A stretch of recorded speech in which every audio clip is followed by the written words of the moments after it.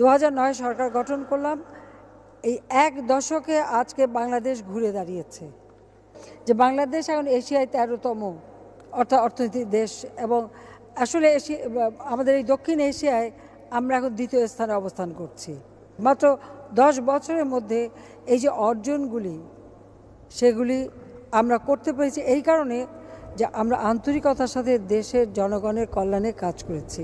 তাই আমি মনে করি আমরা উন্নয়নের পথে যেভাবে এগিয়ে যাচ্ছি, এই ধারাটা যদি আমরা অব্যাহত রাখতে পারি, তাহলে আমাদের যে লক্ষ্য, আজকে আমরা উন্নয়নশীল দেশ হিসেবে আমাদের যে অবস্থানটা করতে পেরেছি, সেটা আমরা ধরে রেখে বাংলাদেশকে আমরা উন্নত সমৃদ্ধ সোনার বাংলাদেশ হিসেবে গড়ে তুলতে সক্ষম হব, এ বিশ্বাস আমার আছে।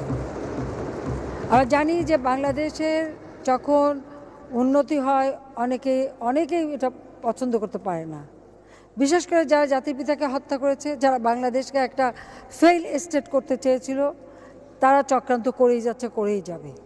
আমি সংসদ সদস্যদের বলবো, যার নিজ নিজ এলাকা, প্রত্যেক এলাকায় আমাদের বিভিন্ন মন্ত্রণালয়ের বিভিন্ন প্রজেক্ট দেওয়া হয়েছে, উন্নয়নের কাজ দেওয়া হয়েছে, প্রত্যেকে যদি নিজেরা একটু দেখে সেই কাজগুলি সঠিকভাবে সেভাবে হচ্ছে কি না, সবগুলি একটু নিজেরা নজর দেওয়া দরকার, এবং আপনারা সেটা ভালোভাবে দেখবেন। তাহলে দেখবেন যে আপনাদের কাজগুলি সুচারুভাবে হচ্ছে, সুষ্ঠুভাবে হচ্ছে, এবং দেশের উন্নয়নটাও ত্বরান্বিত হচ্ছে।